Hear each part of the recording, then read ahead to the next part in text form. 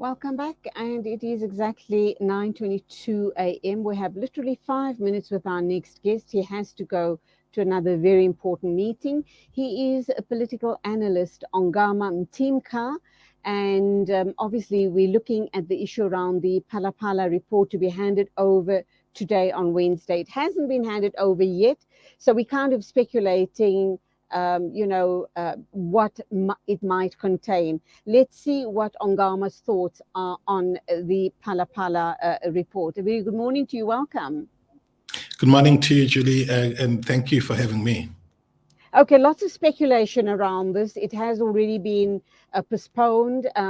Are you thinking that maybe because of the end of the year, maybe because Christmas being around the corner, and just maybe because the ANC elective conference is gaining momentum regarding the setup, that perhaps this will be put off yet again?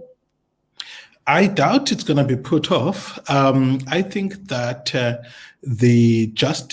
some of the retired judges in the committee recognize the importance of getting things right, especially given the fact that their process is straddling somewhere between legislative authority and what has to be done at the level of law enforcement. So I think that we're likely going to see a report today, with the at least submitted to the speaker, and then what happens thereafter is going to be dependent on the politics of the ANC and everything else that's related to it. All right. Obviously, the impact is going to be, there's going to be an impact on the conference, the elective conference. It could go either way, could it not? Yes. What are your thoughts? What are your expectations? Sure. So I think that the judges the committee is going to be careful about making very consequential findings, such as, for example, it's either they may prescribe a process going forward to mine through the data, or in fact, they may have been able to go through the whole submission and make a judgment call. And I think that the judgment can go either way. It will be interesting how they understand the various elements of Phala Phala.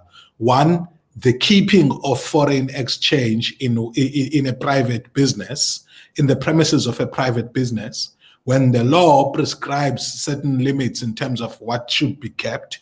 So that's one area which is going to be a struggle to explain away for President Cyril Ramaphosa. And then the second one is the extent or their perception about the extent of involvement of President Cyril Ramaphosa in the operational affairs of Phala Phala. And then lastly, on the rogue investigation methods that have been used. While on the latter, they may say he has a reasonable, there's a reasonable doubt as to whether he was involved.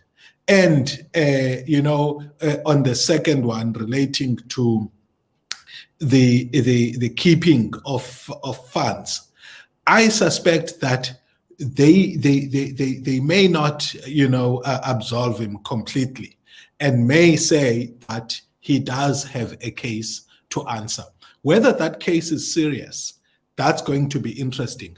And whether the committee is going to draw itself to whether there's a legal case to be answered, it might just not be possible for them to make that determination at this stage, even if they say the president should be held accountable before Parliament or by every investigating authority out there.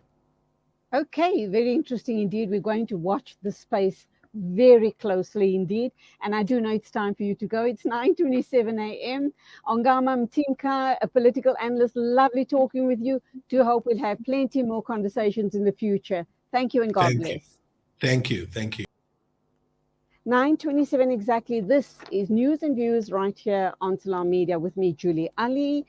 And next, we're going to be talking with Matthew Parks. He is the parliamentary coordinator for COSATU. But before that, let me give you the right of reply. Nasreen Naidu, my producer, was working furiously behind the scenes to try and get a right of reply from the eThekwini council, the mayor rather, regarding the claims by Action SA that the beaches are not safe, the Durban beaches, obviously, because of the sewage spillage and the E. coli levels being unacceptably high. This is their right of reply. Hi, Nasreen. The mayor will be providing update on the state of our beaches and sewer infrastructure on Thursday. That, of course, is tomorrow. We will appreciate it if you can be part of this program on Thursday from 8 a.m. to 12. So that was their right of reply. They're not saying anything till tomorrow's press briefing. There you have it. It is 9:28 on News and Views on Salam Media.